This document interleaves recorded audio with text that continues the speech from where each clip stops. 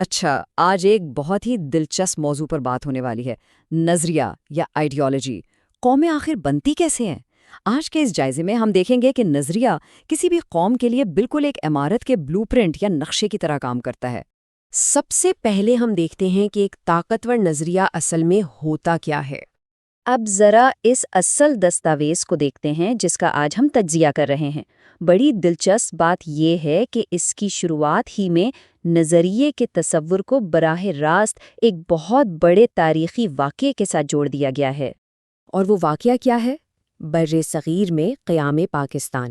یہ دستاویز بالکل غیر جانبدارانہ انداز میں واضح کرتی ہے کہ یہ 20ویں صدی کا اہم ترین واقعہ تھا اور نظریے کے عملی نفاذ کی ایک جیتی جاگتی مثال بھی۔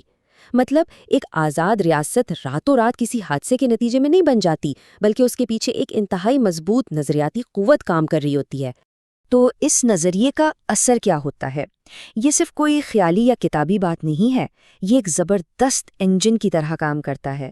یہ لوگوں کی سوچ کو ظاہر کرتا ہے، قوموں کو زندہ رکھتا ہے اور سب سے اہم بات، مقاصد حاصل کرنے کا ایک زبردست جذبہ پیدا کرتا ہے۔ جب مشکل وقت آتا ہے نا، تو یہی نظریہ قوموں کو جمود توڑنے اور بالکل نئے راستے، بلکہ یوں کہہ لیں کہ انقلاب لانے کی طاقت دیتا ہے۔ لیکن ٹھہریں، یہاں ایک بڑا زبردست سوال ذہن میں آتا ہے۔ آخر وہ کون سی چھپی ہوئی طاقتیں ہیں جو اتنی زبردست اور انقلابی قوت کو بناتی ہیں؟ آئیے اب ان عناصر اور پس پردہ قوتوں کا جائزہ لیتے ہیں۔ یہ دستاویز ہمیں 6 بنیادی عناصر بتاتی ہے: تاریخ، روایات، رسم و رواج، مزاج، نفسیات اور مذہب۔ یہ وہ ستون ہیں جن پر کسی بھی نظریے کی پوری عمارت کھڑی ہوتی ہے۔ یہی چیزیں مل کر نظریے کو اس کی اصل شکل اور اس کا منفرد کردار دیتی ہیں، بالکل ویسے ہی جیسے کسی عمارت کی مضبوطی اس کی بنیادوں پر منحصر ہوتی ہے۔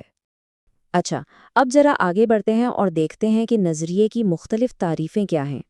کسی بھی مشکل بحث میں پڑھنے سے پہلے اس کا بالکل سادہ سا لغوی مطلب سمجھ لیتے ہیں۔ نظریہ یعنی محض ایک سوچ یا کوئی مقصد، بس یہ وہ واحد چھوٹی سی اکائی ہے جس سے پوری کہانی شروع ہوتی ہے۔ اب اصطلاحی تعریفوں کی طرف آئیں تو یہاں جو الفاظ استعمال ہوئے ہیں وہ واقعی کمال ہیں۔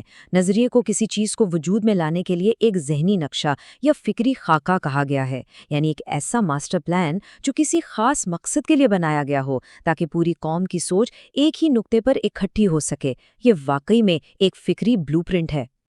اور اب آتے ہیں اس کے عملی پہلو، یعنی ایک جامع لائحہ عمل کی طرف۔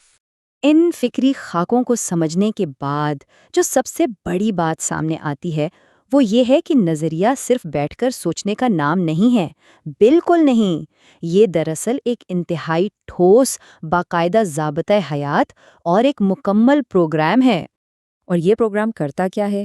یہ معاشرے کے بہت ہی حقیقی مسائل حل کرتا ہے، جیسے سیاسی مسائل، معاشرتی الجھنیں اور تہذیبی چیلنجز۔ اصل میں نظریہ ایک معاشرے کے لیے الٹیمیٹ آپریشنل مینول بن جاتا ہے، جو بتاتا ہے کہ روزمرہ زندگی کے چیلنجز کا عملی طور پر کیسے مقابلہ کرنا ہے۔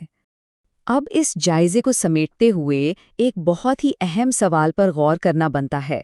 آج کے اس جدید دور میں ہمارا معاشرہ کس طرح اپنے تاریخی نظریات کے انہی خاکوں کی عکاسی کر رہے ہیں؟